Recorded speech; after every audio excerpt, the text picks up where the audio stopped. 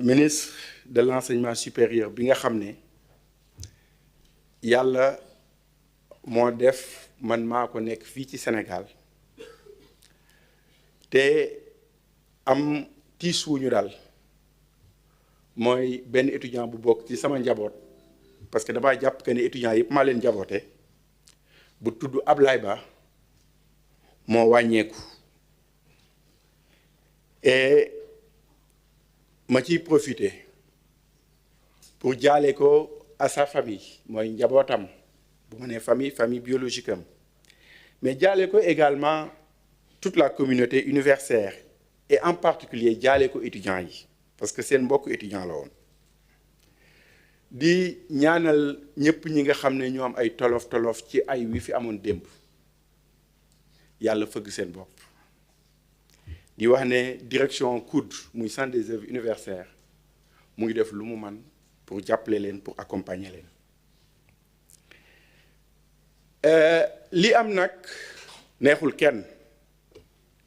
et dafa am ci benn contexte bu mu amee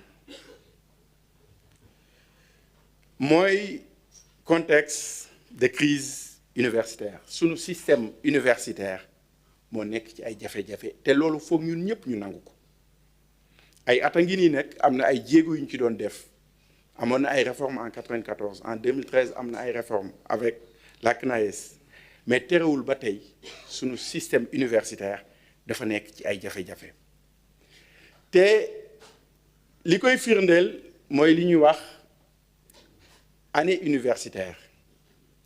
ñun ba ñuy jàng xëy na dañ doon commencé ne octobre la ñuy commencé juin ñu jeexal def examen ñibbi waaye dafa am ay xew-xew yu fi am yu demee ni crise sanitaire bi fi amoon muy Covid-19 mu demee ni crise sociopolitique bi fi amoon entre 2021 et 2024 nga xam ne gouvernement bi nga xam ne ñooñu fi wutu woon dañoo tëjoon université bi pendant 9 mois loolu yépp impacté ci université bi mu tax suñu université yi am ay jafe-jafe pour wax tuuti ci question bourse yi mooy ci mbiram bourse yi nga xam ne moo waral coow li yépp dama yaakaar que ne étudiants yi ak administration bi dañoo bokkul dégg-dégg parce que dama koy wax man septembre rek passé laa ñëw ci bopp ministère bi octobre école tijji mën nañ koo waxee noonu mais boobu ba léegi amul benn retard de bourse état bi le 5 balaa weer bee dee bu weer bi dee le 5 au plus tard état bi day fay bourse yi parce que gouvernement bi dañoo jàpp que ne bourse mook salaire yem c'est sacré et li nga xam ne nii mën nañ ne xëy na moo indi féewaloo entre étudiants yi ak administration bi fenn laa ko mën a gisee mooy administration bi def ne calendrier universitaire bi jaxasoo na ba nga xam ne ni ñii mën nañ commencer janvier ñii février ñii juillet ñii septembre alors que bourse dafa am calendrier de paiement yam boo xam ne diggante octobre la ba septembre pour éviter te loolu dafa am lu muy indi ci étudiants yi étudiant bu nekkee licence fanweeri weer ak juróom-benn ñetti at la ko état bi di fay bourse il arrive que état bi fay ko ba pare fanweeri weer ak juróom-benn fekk na moom mu des ko tuuti parewul pour éviter loolu ñu ne étudiants yi solution bi mooy ñu def ba nga xam ne bourse bi ñu ngi la koy fay ci bi nga inscrire woo di jàng réellement parce que jafe-jafe rappel yi ngeen di dégg yépp liñ ciy wax booba nekk goo étudiant te tant que nekkoo étudiant mënuñu considérer que ne dañ laa war a fay bourse mu ngi mel ni may def stage ci benn entreprise stage boo xam ne c'est pas payant def fa juróom-benn weer ñu recruter ma ne entreprise bi 6 mois yi ma fi def stage da nga ma koy fay noonu rek laa ko mën a misaale jafe-jafe yu bëri ci loolu la moo tax dama am ay jafe-jafe pour comprendre lan moo tax amicalu étudiants yi di décréter li ñuy wax ay JST parce que ci liy indi coow li loolu ci la bokk mooy journée sans ticket parce que état bi mu ngi fay bourse yi régulièrement bu état bi fayul woon bourse étudiant bi ne JST mën nañ ko comprendre mais état bi mu ngi fay bourse le 5 de chaque mois tax ay étudiants di restaurer wu di dem ci restaurant yi di lekk sans fay te li ñuy lekk aussi ñoom dañuy fay 250 francs bu ñu fayee 250 état bi daf ciy teg 2250 pour fay ko ab repreneur muy loo xam ne dañ ko subventionné donc loolu dañuy ñaan sunu mbokk étudiants yi nga xam ne suñuy doom lañ suñuy jarbaat lañ suñuy rakk lañ man mii di wax ak yéen samay ñes ak samay neveu ñoo nekk université de Dakar comme ñoom di am ay jafe-jafe aussi mais beneen affaire bi nga xam ne nii moo am ci université bi mooy foog ñu waxante dëgg li nekk université mënatul continuer parce que profil délégué étudiant yi itam foog ñu wax ci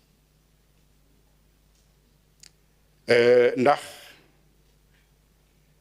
bu ma leen joxee exemple lu benn étudiant boo xam ne mu ngi master ba tey délégué d'étudiant am fanweeri at ak benn normalement ku am fa ëppale fanweeri at nekk université waroo ak sax am bourse parce que sauf si boo nekkee doctorat am fanweeri at ak benn def 10 ans université depuis 2016 mu ngi université kooku il n'a rien à perdre loolu mooy dëgg et il faut que étudiants itam ñi ñuy jiital ñuy xool pour éviter yenn jafe-jafe yi te délégué yooyu wax naa sànq ne dañuy subir influence extérieure premier ministre wax na ko keroog dinaa ko waxaat tey malheureusement et c'est confirmé il y a des opposants yoo xam ne dañu doon influencer les dirigeants des amicales di leen jox xaalis ne dañ leen di dimbale pour lekk te loolu nekkul loo xam ne nii lu rafet la parce que université aussi du champ politique université mën na ku ne mën nga am sa gëm-gëm ak sa parti politique mais buñ ko politiser ba nga xam ne nii leader politique bu yaakaar ne boo bëggee am aura foog nga dem université di influencer les délégués d'étudiants loolu loo xam ne la du lu rafet man maa obligé woon ne directeur du COUD que ne l'accès université yi foog ngeen di ko contrôler parce que c'est vrai c'est comme un quartier de Dakar mais l'accès doit être contrôlé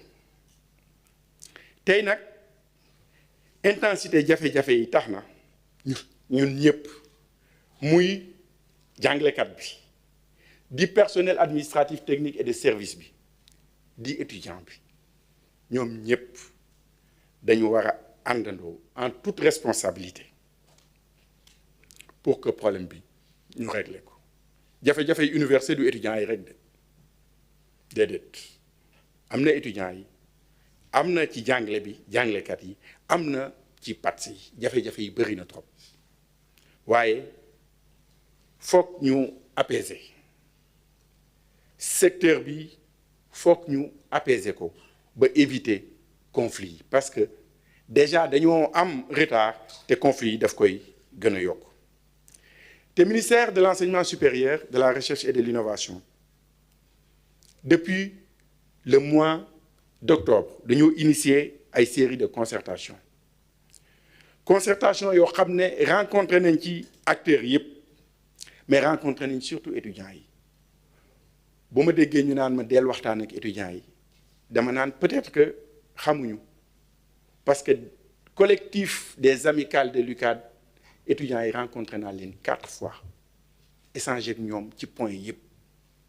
donc maa ngi waxtaan ak étudiants yi te damay continuer di waxtaan ak ñoom loolu lu mënul ñàkk la bu ñu tasee nag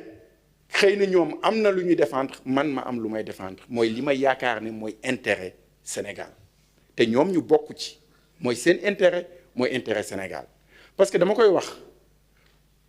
souvent boo waxee dépense ñu ne la da ngeen di bëri loo leen di joxe ay indicateurs ci ay chiffres mais loolu yëpp dama ciy profiter pour wax ne ñun gëm nañ ne li ngay def ci étudiant du dépense investissement la c'est tout à fait normal waaye nag foog ñu réglementer ko te aussi rencontré naa leen mais premier ministre ak président de l'Assemblée nationale rencontré nañ étudiants yi ci grève bi nga xam ne nii mooy grève bi passé et ministère bi nga xam ne maa ko jiite itam mooy ministère bi njëkk te le président du Haut Conseil du dialogue social mën na ko témoigner mooy ministère bi njëkk a instauré son comité sectoriel du dialogue social te bañ koy instauré atelier la ñu organisé woon du 26 au 28 décembre à Saly te étudiants yi ñu nga fa woon récemment woo nañ leen à l'hôtel Ndiambour pour ñu discuter ci révision décret 2014 bi nga xam ne mooy lépp luy bourse ak allocation d'études foofu lañ ko tënk waaye gis nañ ni mu mujjee avant ñuy pare réunion bi malheureusement et je le déplore étudiants yi dañoo gedd réunion bi te man damaa yaakaar ne ki lay woo naan la kaay ñu waxtaan kooku bëgg na jàmm bëgg na ñu jubal système bi te nag réforme yi dañ coo toll foo xam ne lu mënul ñàkk la bu ñu naxante réformer système enseignement supérieur mënul ñàkk li état bi di def bëri na te résultat bi néew na jàpp leen benn ay indicateurs étudiants yi dugg première année à l'UCAD 23% mooy ñeent yoo jël presque benn bi 23% duñu eggale sax première année bi dañuy abandonné dañuy bàyyi continuer di conserver seen bourse dem defi leneen tey jii campus su Dakar am na ñu fay fanaan ñoo xam ne dañuy xëy defi càq-càq bu ngoonee ñu ñibbi si fanaan si biir université de Dakar donc étudiants yi buñ nee réforme pour ñoom la et wax naa leen ko nee naa leen yéen benn néeg ñaar fukki nit nekk ci parce que am na université boo fa demee di nga gis ay chambres yoo xam ne ay 12 ñu naan la yi 15 yi 16 personnes ci benn néeg ak njeexital bi ci mën a am yépp ma ne leen yéen étudiants yi réforme bi c'est pour vous yéen a war a kaas pour am d'excellentes conditions de vie ñun ñi tombé woon ak réforme 94 bi dañ ñaan ñun peut-être ñooy génération bi ëppoon chance université parce que 94 dafa amoon réforme université Dakar ñi ci bokkoon xam nañ li may wax néeg bu ne ñaari nit ñoo ciy nekk amoon droit clandoter kenn ñu réglementer l'accès restaurant yi li ñuy servir étudiants yi ñu koy contrôler violence bi mënu foon a am parce que dugal paaka université sax luy jafe la woon tey jii nii directeur du COUD ngi nii toog xam na ne dañuy def ay rondes dans les chambres di ci génne ay armes blanches yu dul jeex fin décembre bi moo ci mujj le 30 décembre mu nekk loo xam ne nii ñun dañ ko war a xeexal ko étudiants yi ànd ceeg ñoom xeex ko moo tax toujours li ma leen di wax li ñuy defuñu ko pour suñu bopp Sénégal moo ñu ñor liñ ma mën a wax luñ ma mën a def Sénégal moo ñu ñor donc nañ ànd liggéey réformer système bi parce que système bi yëpp la ñuy réformer te système bi ñuy réformer du étudiants yi rek de ñoom seen bourse yi peut-être moo indi coow te xëy na dañoo déggantewul ak ñun mais c'est tout le système de l'enseignement supérieur qui est à réformer aujourd'hui donc loolu en fait du option réforme réforme d'option exigence là pour l'État du Sénégal parce que bu ñu réformer wul système enseignement supérieur bu yóbboo ñu tëj suñuy université xam ne l'enseignement supérieur va s'écrouler donc moo tax ma ciy woo toutes les composantes du système muy jàngalekat yi muy étudiants yi muy personnel administratif technique et de service mbir mi suñu yëf la ñun ñëpp nekk ay enseignants beeg jàng ñëpp système bi c'est notre système te ñoo ko war a sauver donc loolu il faut que ñu xam ko que ne réforme yi suñu responsabilité la loolu luñ ñu imposer la c'est pas parce que dañoo bëgg a ñëw réformer pour réformer non c'est que bu ñu réformer wul ça passe ou ça casse malheureusement système bi bu ñu ko réformer wul dans sa globalité je dis cela veut dire que université amatul sens Sénégal bala may terminer damay delluwaat di ñaanal étudiant bi nga xam ne moo fi jóge parce que wax naa ko ci sama début kàddu yi man damaa jàpp que ne étudiants yëpp sama njaboot lañ parce que professeur université la délégué yi doon ñëw di négocier ak man 8 yi ñaar ñi sama étudiant lañ à l'université ba may jógee université maa leen doon jàngal donc sama njaboot lañ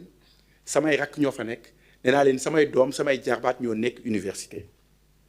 ma di leen woo ne leen nañ delloo si ñun ñëpp suñu xel parce que calme ak retenue lu mu la mayul dara du la ko xañ te violence ça n'a jamais réglé les problèmes même les guerres se terminent autour d'une table bu dee violence rek du régler dara donc ma leen di woo ñu def loolu et loolu ñun ñëpp tout le système nous le devons au défunt Ablaye Ba parce que la vie est sacrée te apaisement ak responsabilité loolu lañ war a def pour honorer muy étudiants yi muy ñun ñi ñëpp ñi nekk ci système bi pour honorer la mémoire de l'étudiant Ablaye Ba bi nga xam ne nii moo fi bàyyi ko ñu koy ñaanal yal na ko yàlla xaare àjjana te yeexe ñu yal na suuf sedd ci kawam maa ngi leen di gërëm di leen sant. par contre am na lu ma fàtte te lu am solo la nga excusez-moi madame le ministre lu am solo la parce que fan yii yëpp damay dégg ci presse bi te dama koy wax sunu mbokk journalistes yi dee leen gëstu damay dégg fan yëpp ci presse bi ñu ne état bi dafay violer les franchises universitaires moi je suis un universitaire et duma seetaan aussi état bi du violer les franchises universitaires te waxuma ci li ma xam jusque-là depuis 2 ans l'État n'a jamais violé les franchises universitaires parce que décret bi nga xam ne moo tënk les franchises universitaires mooy la loi 94/79 dafa wax lu leer espace universitaire la wax ne moom la franchise universitaire concernée mais bi mu ci jógee ci article 2 bi dafa préciser lan mooy espace universitaire daf ne espace universitaire mooy faculté mooy fépp fu ñuy defee gëstu mooy bépp établissement boo xam ne dañ koy jàngale te mu bokk ci université bi donc damay préciser pour leeral campus social bokkul ci franchise universitaire campus social c'est pas un no man's land c'est pas un territoire de non-droit police am na droit accéder fa bu fekkee ne jugé na nécessaire que ne les biens et personnes sont menacés bu ko neexee mu dugg fa sans laaj autorisation ministre de l'enseignement supérieur wala recteur par contre fépp fu ñuy jànge moo tax gis ngeen policiers yi biir campus social mais gisu leen biir campus pédagogique parce que campus pédagogique franchise universitaire moo ko tënk police bu fa bëggee dugg day laaj recteur duñ laaj ministre bi de recteur la ñuy laaj parce que les universités sont autonomes ne ko dañoo bëgg a dugal police ci biir campus pédagogique parce que gis nañ ne dafa am ay jafe-jafe recteur nu muy def day convoquer li ñuy wax le conseil académique ne ko lii moo xew police dafa bëgg a dugg biir université nan la ñuy def bu ko conseil académique bi ne waaw mu wax policiers yi ni leen dugg leen buñ ne déedéet te argumenté ko itam duñu dugg waaye nag décret bi aussi dafa leer décret bi dane bu ñu demee ba nga xam ne nii ñi nekk di liggéey université seen vie est menacée wala bien yi ça veut dire que faculté yi dañ koy menacer police mën na bañ a sax demander autorisation recteur dem dugg biir université donc leeral boobu laa bëggoon a apporter wax ne gouvernement bi musul violer franchise universitaire te xalaatul benn yoon violer franchise universitaire ma bëgg journalistes yi ko soxla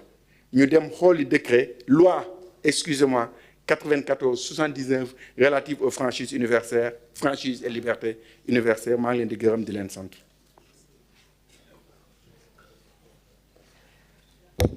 jërëjëf monsieur le ministre Daouda Ngom donc dañuy jox kàddu gi kon ministre bi ci topp mooy le ministre de l'intérieur maître Bamba Cissé.